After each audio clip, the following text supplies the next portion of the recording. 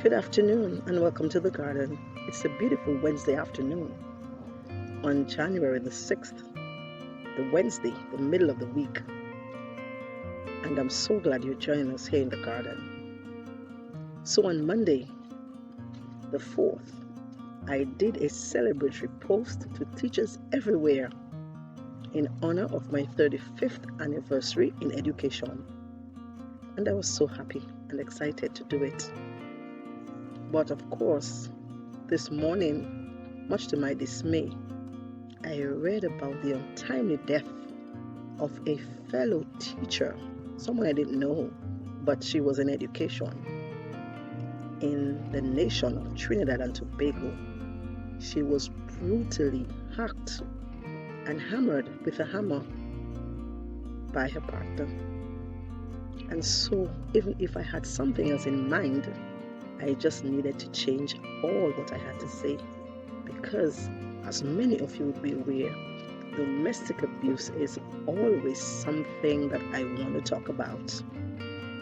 Having had first-hand view of it as a child, I just cannot keep silent whenever a case of domestic abuse, especially when it leads to death, comes to my knowledge. So I was so saddened today, and that took me back again to 41 years ago, when I believed my mother and myself and maybe my two nieces and nephews would have suffered at the hand of my dad because of domestic violence. And I'm thinking again about all those conversations we must have about conflict resolution, knowing the signs and seeing the signs, knowing when we're going under, picking up on the little red flags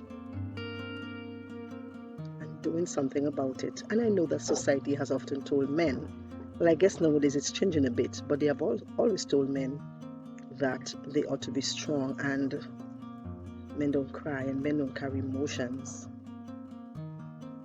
But I beg to differ. Men need to get out of that emotional man cave that is denying them the right to open out and talk about things and seek help when they need to seek the help. Women as well, we must open up about things like domestic abuse. And I've always said we don't want to blame the victim or the perpetrator in any way. We know that the act is a cruel act and cannot be tolerated and should never be accepted. But beyond all of that, there are really some conversations that must be had so that when persons think that something is about to go awry, they can quickly do something so as not to become a statistic.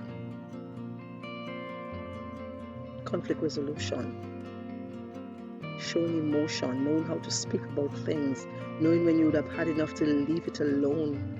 Life is sacred. Human dignity is always a right afforded to everyone.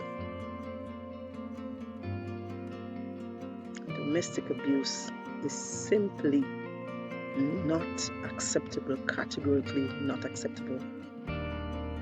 So I'd just like to make an appeal to all of us out here today and say that domestic abuse sees no face. It doesn't care about educational status, because of course our victim today was a secondary school teacher.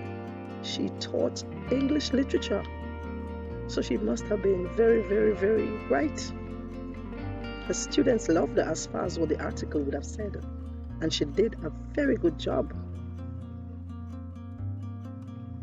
It doesn't even see economic standing, so of course domestic abuse can occur among persons of high economic standing as well as those of low economic status.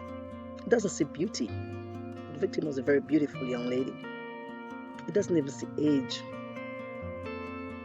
And it doesn't care about personalities either. Domestic abuse is a horrid, horrid scourge that we must come to terms with to deal with. Ladies out there in 2021, aim to see some things, and please try to get the help. I know it isn't easy. My own mother, as I would have said earlier, would have suffered and would have suffered long. She would have eventually come out of the situation. Please know when you need to get out. Take care of yourself always. Don't allow someone else to have the upper hand on you.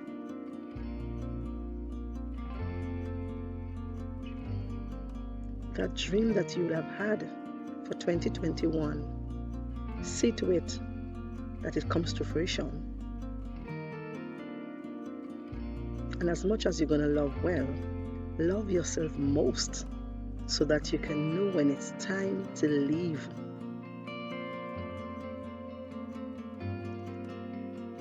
Men out there, you don't own women. They're not your property. It doesn't matter how much you've done. You must know when to take your exit. You must know when to become wise. You must learn to speak about things that bother you.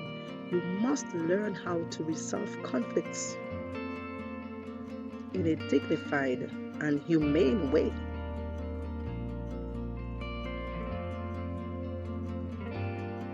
Domestic abuse, domestic violence. None of us should become statistics. Those of you who are hearing me now, do not allow yourself to become a statistic. Do not allow yourself to go under. Those of you who have tendencies to be perpetrators, get that help you need. Those of you who are victims, be mindful that something may turn sour very quickly. Do what you need to do to get out. 2021 has so much hope for us, and we must not ever allow domestic abuse, domestic violence to take away all our dreams.